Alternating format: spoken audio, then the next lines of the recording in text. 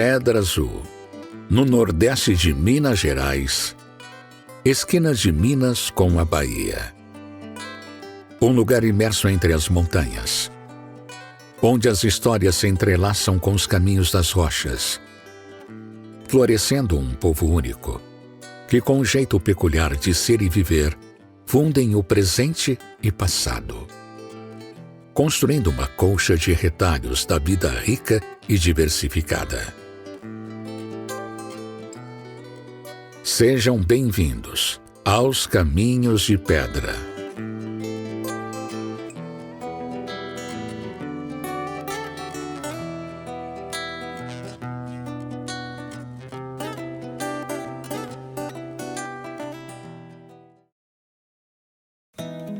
A colonização que deu início ao município de Pedra Azul começou ainda na primeira metade do século XIX. Na região, já moravam algumas nações indígenas em aldeias populosas, guardiões da ancestralidade.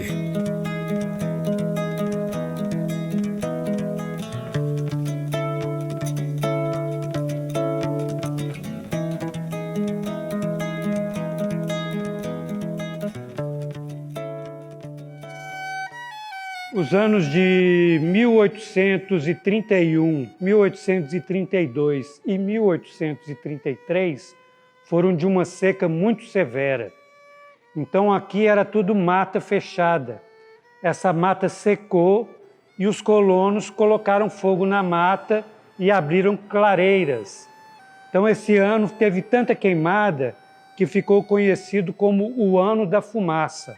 Vários colonos, tanto do norte de Minas quanto do sul da Bahia, vieram para cá.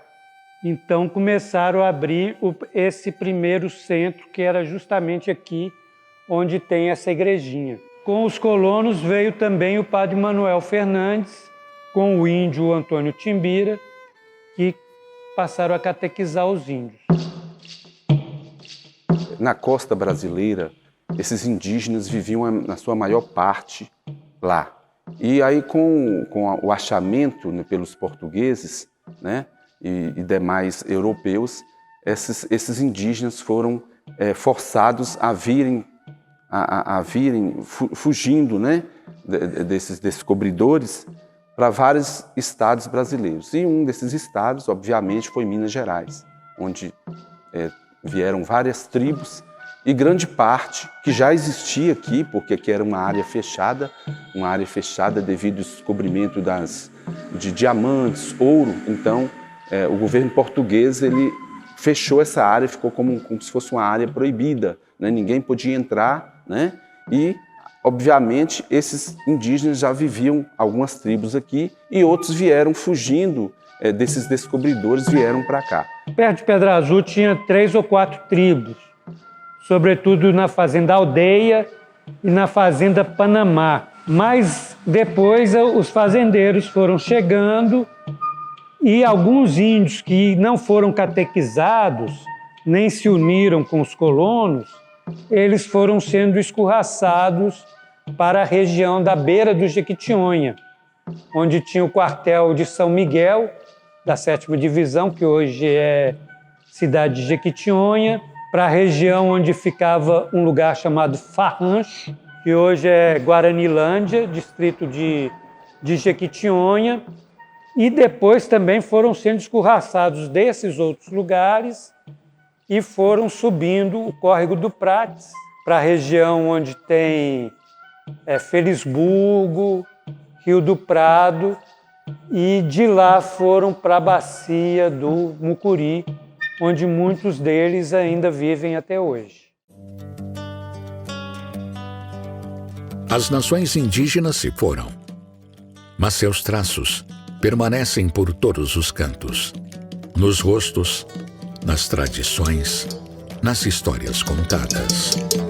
A principal herança, para mim, a mais evidente, é o Arraial de São João. As aldeias tinham um formato parecido com os arraiais, com a diferença que o arraial era quadrado e a aldeia era redonda. Toda a aldeia Machacali, das tradições Macro-G em geral, tem um poste no meio. Esse poste é o poste da festa de São João, que geralmente ficava em frente da igreja. E as festividades juninas, com as danças coletivas, tipo quadrilha, e com o próprio casamento na roça, guardam tradições das festividades indígenas desses povos Macro-G. São várias as heranças, né? Tem muita coisa que a gente come hoje que é peculiar aqui na cidade, não só em Pedra Azul, mas em todo o Vale do Jequitinhonha. O beiju, peixes, né? Eles faziam muito uso do comestível peixe que eles pescavam, né? Se alimentavam. Os instrumentos que são utilizados, giral, o próprio nome, né? Já diz tudo, né? São nomes assim incomuns. Pamonha, eles faziam uso bastante de milho. E tantas outras comidas que, no momento, eu não me recordo para citar. No caminho de pedras, entre as rochas da Pedra da Rocinha, está a maior herança dos povos originários. A Toca dos Caboclos, reconhecida como sítio arqueológico pelo Centro Nacional de Arqueologia do IPHAN e tombada como patrimônio histórico e natural da cidade. A gruta revela pinturas rupestres que testemunham a presença ancestral dos indígenas em nosso município. Esse local demonstra que tinha povos aqui, inclusive anteriores aos povos que os primeiros colonos encontraram. Os povos que os primeiros colonos encontraram em Pedra Azul, quando os primeiros colonos chegaram, né, eles viviam em aldeias grandes e planas, né, geralmente aldeias circulares. E os povos que moravam em caverna teriam habitado num período ainda mais remoto do que esses índios que viviam em grandes aldeias. Então, essa gruta, ela é o testemunho de povos que viveram aqui há mais tempo ainda, antes da chegada dos índios que moravam aqui quando os primeiros colonos chegaram. Geralmente, a língua culta, caboclo, é a mistura de índio com branco, mas na linguagem popular, caboclo é índio. No município de Pedra Azul tem uma outra loca na região da Cabeça Torta. No município de Jequitinhonha, mais perto de Pedra Azul do que de Jequitinhonha, também tem outros lugares que têm pinturas. Tem um potencial turístico, mas eu acredito que para se desenvolver aqui como local turístico, precisaria de mudar a infraestrutura toda, né, para as pessoas não danificarem as pinturas, né, o resto de pintura que ainda tem, e para que haja também alguma informação, alguma placa, guia turístico, né, para explicar direitinho. Rodeada por uma natureza exuberante, a Toca dos Caboclos está localizada próxima à área urbana do município. Aberta a visitações, o local oferta sossego, histórias e uma vista para descansar a alma.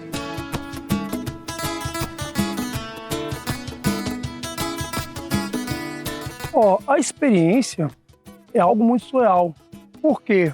Alguns vêm com aquele intuito de aventura mesmo. Os outros já vêm com uma meditação, no intuito religioso. E tem aqueles que vêm aqui mesmo por esporte. Então, é um local que nos traz diversas experiências. Nós temos um potencial gigante, muito grande, a qual eu ainda acho que é pouco explorado. Eu, particularmente, no alto daquela montanha lá, para mim, ainda é o local onde tem a visão mais bonita da cidade. Há uma história aqui dos índios que habitavam aqui e eu sou um cara de espírito aventureiro, tem esse o porquê também, né? E é uma das nossas riquezas que temos aqui na nossa cidade. Eu sou um preservador, alguém que preserva, gosto de estar nesse ambiente. Aqui eu tenho um contato direto com Deus. Olha a paz desse local. Nesse lugar místico, muitas histórias floresceram.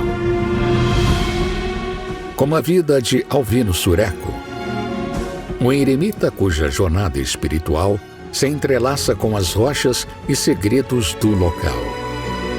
Morador de uma das grutas próximas à Toca dos Caboclos, seu estilo de vida solitário adicionou uma camada de mistério à paisagem e inspirou a comunidade local. A singularidade de sua história que vive no imaginário popular. Alvino Sureco era um lavrador que morava na fazenda Patos, onde ele criou a família, os netos. Posteriormente, ele veio para Pedra Azul. Mas sentia muita saudade da roça e dos costumes e teve uma certa dificuldade para se adaptar aos ares urbanos. Então ele de vez em quando bebia uma pinga e saía, e os meninos começaram a fazerem chacotas, do que hoje a gente chama de bullying. E aí ele foi assim, adquirindo uma espécie de um transtorno mental. Só que ele não oferecia perigo a ninguém. O meu avô foi o seguinte, ele um cidadão, ele morou muitos anos na roça, nessa fazenda Surpresa. Então ele morou lá por muitos anos. Aí depois ele surtou lá, deu um surto. Sempre o patrão dele, Oswaldo Pereira, trouxe ele aqui na cidade 3 vezes amarrado, entendeu? Trazia ele amarrado como louco, esse trem. Mas aí quando ele surtou lá, eles vieram soltar ele, e aí ele fundou na cachaça, fundou muito na bebida. Ele foi morar numa loca de pedra que tem ali em cima, perto do hospital. Pegava aqueles papel de cigarro que o pessoal fumava, jogava as carteiras no mato, drobava aquilo bem drobadinho e ia pregando com grampo na roupa toda, de cima e embaixo, entendeu?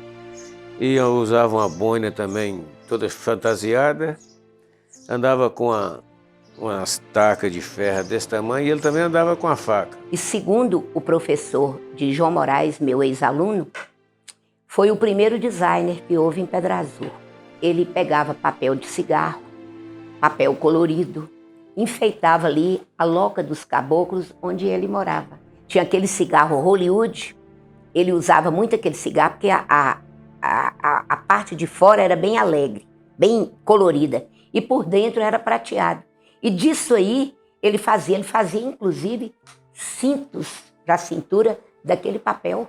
Ele fazia como se fosse um trançado do papel de cigarro, a parte colorida e a parte prateada. Ele fazia um cinto e punha na cintura. Daí ele ser um designer, porque ele criou um projeto de modas, inclusive. Lá na loca era o seguinte, tinha a loca e ele fez de trás da pedra, ele fez assim tipo um barracão, uma cabanazinha de mato, que era onde que ele ficava mais quando estava fazendo calor, esse trem.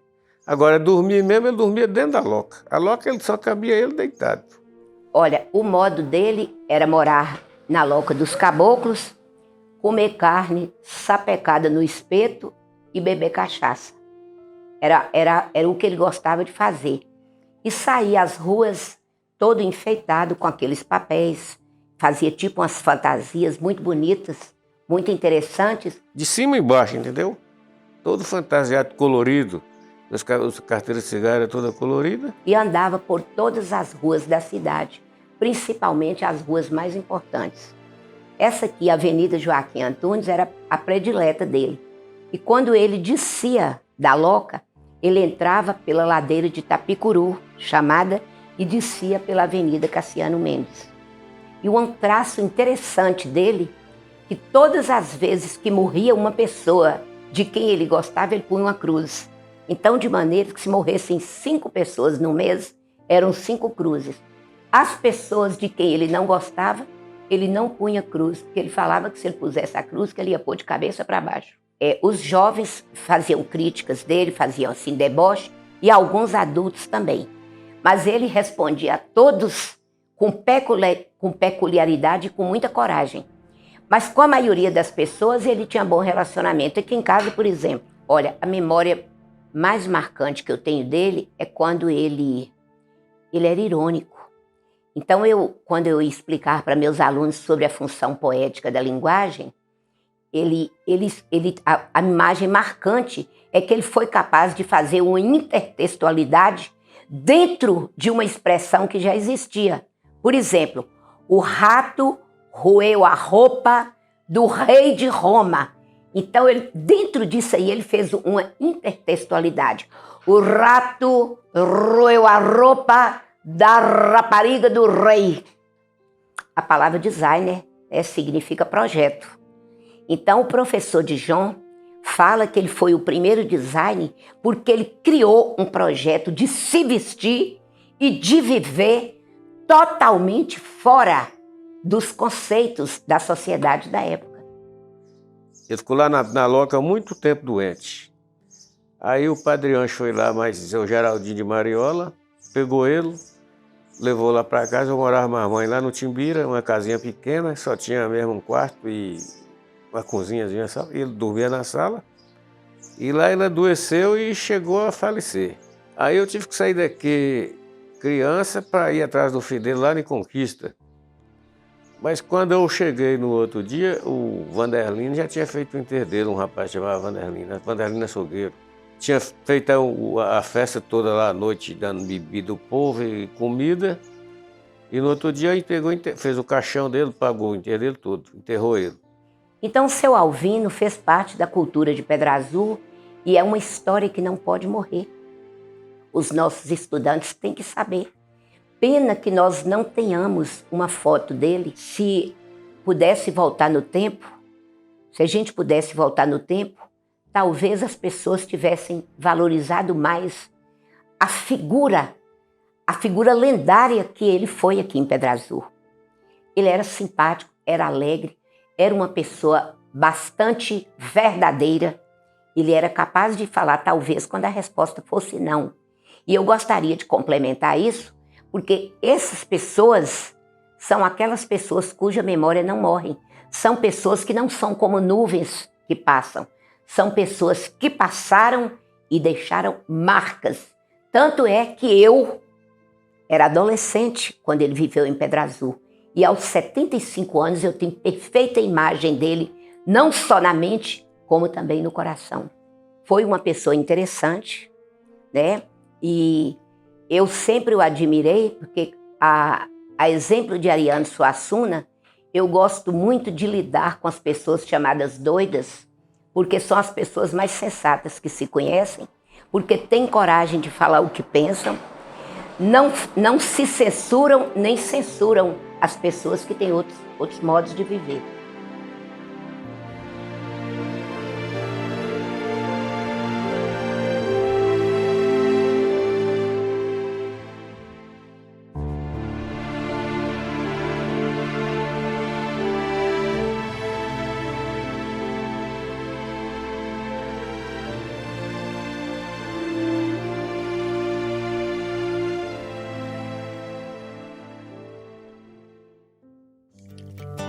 Outra herança cultural indígena é a comunidade Timbiras, refúgio dos povos tradicionais com a chegada dos colonizadores.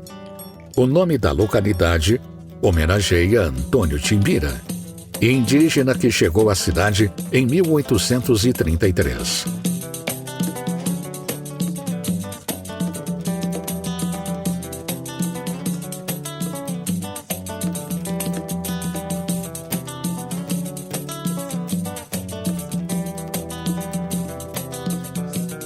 Antônio Timbiras era um índio da nação Timbira, que até hoje vive na região entre Maranhão, Pará e Tocantins.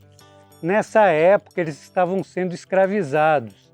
Então, possivelmente, como escravo, ele veio acompanhando o padre Manuel Fernandes, que veio com os primeiros colonos colonizar aqui a região e catequizar os índios Machacali. O Antônio Timbiras, ele veio para ajudar o padre a se comunicar com os índios, né, já que ele entendia uma língua similar e conhecia os costumes e os valores dos índios que moravam aqui. Aqui a rua Timbiras era a estrada entre Salinas e o rio Jequitinhonha, e os primeiros colonos se instalaram onde fica a Praça Joaquim Antunes, Praça da Igrejinha. Então as primeiras casas possivelmente ficavam do lado esquerdo e do lado direito era onde dava acesso ao brejo, onde é hoje a Praça Carão Velho, e era onde as pessoas faziam as roças para subsistência. As casas do lado direito possivelmente foram construídas num segundo momento, mas bem antigas também. Era as casinhas tudo cheio, era todo de adobe, né? É colado uma na outra. As janelinhas pequenininhas de madeira. Que hoje não tem mais nenhuma aqui. A casa mais só tem antiga é essa de mãe. E a de Dona Chica só. Segundo meu avô me contava isso. Como o Timbiras chegou com os primeiros colonos, ele era uma espécie de delegado dos índios. Então, se algum índio fazia algum mal feito, se caçasse confusão, ele prendia esses índios e amarrava com corda de imbira. Imbira é a entrecasca das árvores, fica debaixo da casca, entre a casca e o tronco. Então dá uma corda muito resistente. Aí as pessoas daqui, do povo antigo, não sabiam da existência do povo Timbiras, interpretavam o nome Timbira como se fosse assim, ele te imbira, quer dizer, ele te amarra com cordas de imbira. Então essa é a etimologia popular da palavra Timbira, que a tradição de Pedra Azul guardou. Maria Soares dos Santos, 92 anos, nascida no 24 de setembro de 1931. Eu moro aqui, eu acho que tem uns 80 anos. Eu nasci em 24 de abril de 1965, aqui nessa casa. Sou filha de Dona Bela e seu Tarcísio. Eles moravam na Fazenda Carneiros. E no início dos anos 70, eles mudaram para cá. E a lembrança que eu tenho aqui do Timbiras, muito intensa, primeiro das pedras. Eu falo que a primeira forma que eu vi o mundo e comecei a ler o mundo foi através do Timbiras. E essas pedras sempre exerceram um fascínio muito grande na minha vida. Os moradores antigos dessa rua foi, e eu lembro, Esperdião, Liosina, Sassalvina, Zé Vermelho, Zifinha, mãe de Ismael, Seu José de Rodrigo, pai de Paizinho, eu, mamãe, Seu Clezinha aqui, a Lira, Seiria, vó de Selma, você conhece Selma, não conhece? Mais adiante, Jorda, mais Clara, velhinhas, as velhinhas criavam a muda, e nós atentávamos essa muda que você precisava de ver. E mais à frente a casa de Sã Benedita, que é essa que nós fazíamos as festas na casa dela. Na quina era Seu Américo. Seu Américo, ele era alfaiate, muito bom. Virgílio, pai de Adão. Saeva, que era parteira. Mais à frente, São Roberta. Mais à frente, Seu Rodrigo. Zé Caravé, que fazia confusão, brigava nessa rua, precisava de ver. Seu Pi, Saliocada, os mais antigos. Essa rua aqui do Timbira era a rua das mulheres. Aí tinha Nadir, tinha Chu, tinha Dulcina, tinha um bocado.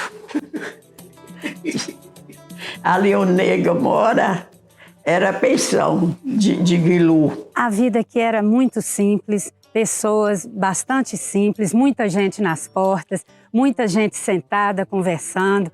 Quando morria alguém, os velórios nunca ficavam vazios, um tentando ajudar os outros, talvez pela proximidade das casas. E, assim, o que eu me lembro muito bem do Timbiras aqui era esse senso de amizade, onde todo mundo, de alguma forma, se preocupava com a vida dos outros. Hoje, o Timbiras é uma comunidade cheia de vida e tradição. Guardião das histórias e festejos tradicionais, os moradores celebram nossa herança cultural e o que nos unem como comunidade. Época de São João, Nossa Senhora, a gente já começava a arrumar as ruas, começava a comprar as gomas para fazer os biscoitos, o limão para fazer batida. As festas juninas no Timbiras sempre foram famosas.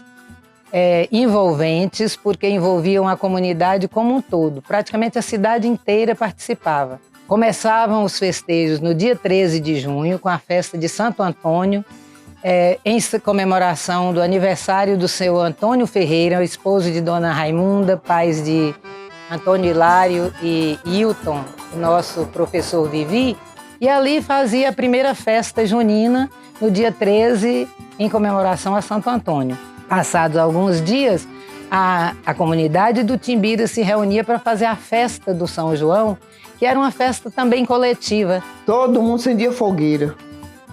Todo mundo fazia seus biscoitos. O povo entrava nas casas daí, tomava, bebia uma batida, saía, conversava. Era muito bom. No início, as festas eram nas casas. Era ao som de radiolas, né, sanfonas, outros sanfoneiros tocavam para animar a festa, que era feita na porta da rua, no meio da rua. Tinha quadrilha, todo mundo ia. Eu mesmo já dancei quadrilha. Mais adiante acontecia o São Pedro. São Pedro do Timbira é o de Sassalvina, que era lá em cima na rua, e tinha Dona Júlia. 29 de junho era o dia de São Pedro, mas na véspera, dia 28, fazia-se também. Dona Júlia de Massalino, ela era a viúva encarregada de organizar os festejos de São Pedro. À noite alguém roubava a bandeira e no ano seguinte a pessoa encarregada de levar a bandeira até a casa de Dona Júlia vinha, né, reunia com as pessoas da comunidade para chegarem até a Rua Timbiras, passando primeiramente lá pelo final do Timbiras, na casa de Vó Salvina. Vó Salvina era uma parteira muito reconhecida na comunidade inteira e que também era viúva. Uma ocasião, eu me lembro muito bem, a casa cheia de gente na época de São João, eu pequenininha ali no meio daquele alvoroço todo, mas o que eu absorvi daquele momento era a alegria, era uma amizade, uma simplicidade de vida. Mesmo quando havia os bêbados, não havia agressividade, ficou na minha memória uma comunidade mesmo, a ideia de comunidade, a ideia de amizade, de alegria, de se reunir para festejar a vida. É isso que eu me lembro de Sassalvina, ela magrinha, né, e muito alegre, e a casa cheia de gente, eu me lembro disso. O mastro, né, com a imagem do santo, a bandeira carregada na cidade, da casa daquele que roubou a bandeira até a casa de Vó Salvina, que vinha descendo pelo Timbiras, né, adentrava o Timbiras até chegar cá na outra ponta, na casa de Dona Júlia. Ia buscar a bandeira, com os instrumentos, eles batucando e gritando, vamos buscar São Pedro. Hoje a gente tá fazendo, nós vamos buscar São Pedro. Ia batucando na rua com a bandeira, sabe? Aí, mas esqueci o dia brincando, tocando gaita, é isso tudo. Quem tocava a sanfona era o finado Tazinho, meu irmão. Eu na caixa e João no bomba, Arinei no rec-rec. Nunca bebi, nunca fumei. Eu gostava de dança. Dançar eu gostava. Na festa assim eu ia. O delegado chegou e me viu satisfeito lá brincando, apanhando bebida para os outros, apanhando esse quentão, o povo lá na sala. Aí o delegado chegou e falou, ô dona Salvina, aí tem um rapaz que está morto de bêbado. Aí eu entrei na hora, né, para apanhar uma bebida pro rapaz, um quentão. Aí o rapaz, ele falou assim, esse aí que tá bêbado. Aí mamãe falou, não, esse é meu filho, isso não bebe nada. Ó, água e café. Levantava as bandeiras e depois o povo ia comer, beber e dançar e manter o dia. Tinha pau de sebo. O povo colocava biscoito dentro do saco, dinheiro, e amarrava no pau e encebava esse pau para os meninos subirem. Se os meninos subissem, escorregavam, e aquele para nós era uma graça. Até eles conseguiam tirar. O Timbira era falado mesmo, viu? Então o Timbira ficou sendo o bairro popular de Pedra Azul, né? Que os colonos moravam na praça, e aqui no Timbira morava o pessoal mais simples, pessoal que vinha da roça, os índios, né, que ainda permaneciam aqui. E aqui era o lugar dos festejos, né? Eu ainda peguei, todas as casas tinham fogueiras em frente. Quem chegasse ia entrando dentro das casas, pegava o que quisesse, levava até para casa. Era a festa da riqueza, porque todas as pessoas, por mais pobres que fossem, tinham algo para oferecer. Então era uma festa de fartura. O antigo São João do Timbiras, que não existe mais. Em nome do Pai, Filho e Espírito Santo. Infinitas graças vos damos, soberana Rainha, pelos benefícios que todos os dias recebemos de vossas mãos liberais. Dignai-vos agora e para sempre, tomar debaixo do vosso poderoso amparo. E para mais vos agradecer, vos saudamos com uma salve, Rainha. Salve, Rainha, Mãe da Misericórdia, vida, doçura e esperança nossa, salve. A vós bradando degradados filhos de Eva, a vós suspirando, gemendo e chorando, nesse vale de lágrimas. É a, pois, advogada nossa, esses vossos olhos misericordiosos a nos ouvir, e depois desses termos, mostrai Jesus. Bendito é o fruto do vosso ventre, ó clemente, ó piedosa, ó doce sempre Virgem Maria. Rogai por nós, Santa Mãe de Deus, para que sejamos dignos das promessas de Cristo. Amém. Em nome do Pai, do Filho e do Espírito Santo.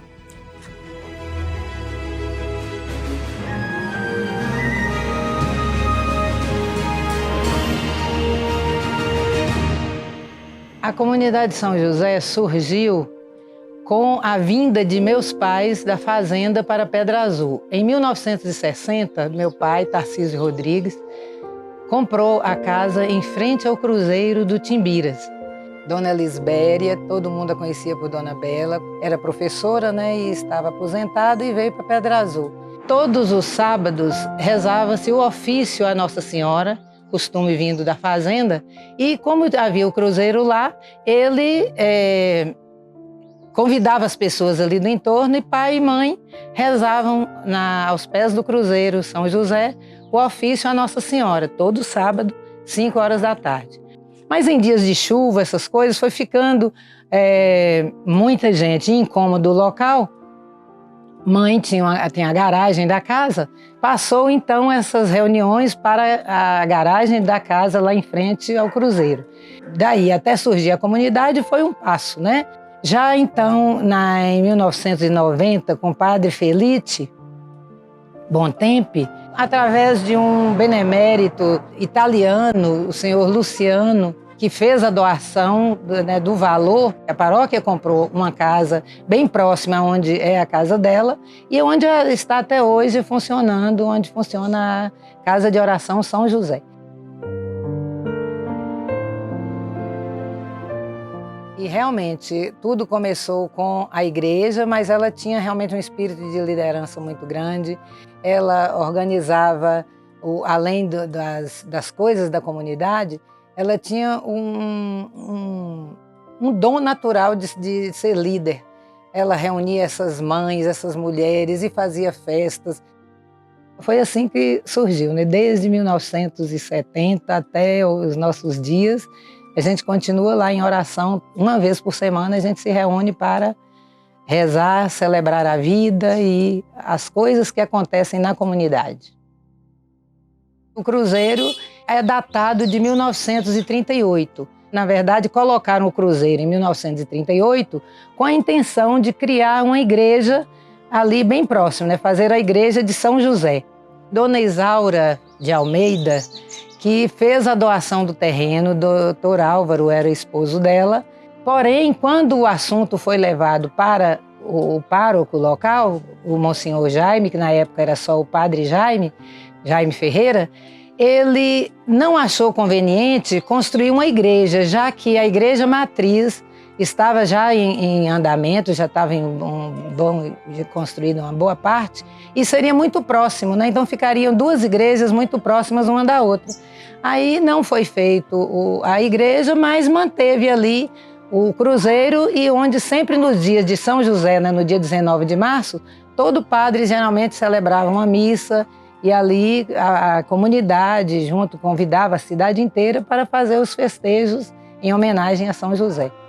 Lembrando que a comunidade, então, tem 2 dias de festa para o padroeiro, né? Porque no dia 19 de março, a comunidade se reúne para comemorar o São José, Pai de Jesus, patrono das famílias. E no dia 1º de maio, também, por tradição daí já vem das comunidades eclesiais de base, reuniu os operários, os trabalhadores, para fazerem a festa do São José Operário, no dia 1º de maio. No dia da festa do trabalhador, saía daqui, ele não trazia o povo da roça, e vinha o povo da roça tocando sanfona e trazendo moranga e mandioca e essas coisas tudo para levar para a igreja, levava na procissão, muito bonita a procissão.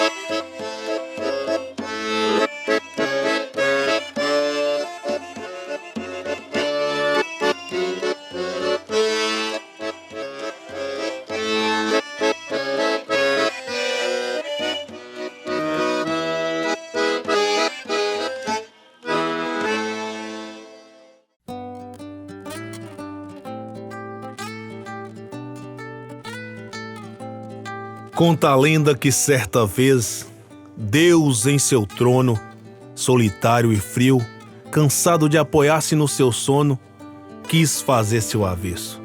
Deixou de lado a imponência para fazer-se travesso.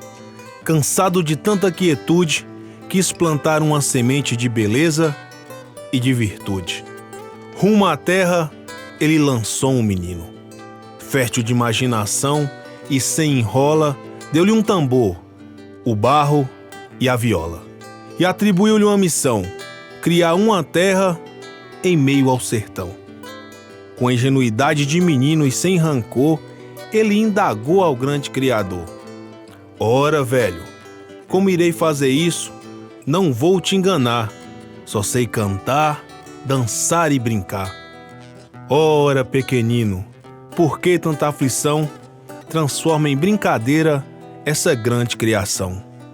Então, sem mais delonga, com o tambor pendurado, o barro e a viola, lá se foi o menino cumprir sua missão, dar vida e luz àquela imensa escuridão. Pedra azul, pedra de chão, azul do céu, inquietude de um menino roubada por um tal coronel.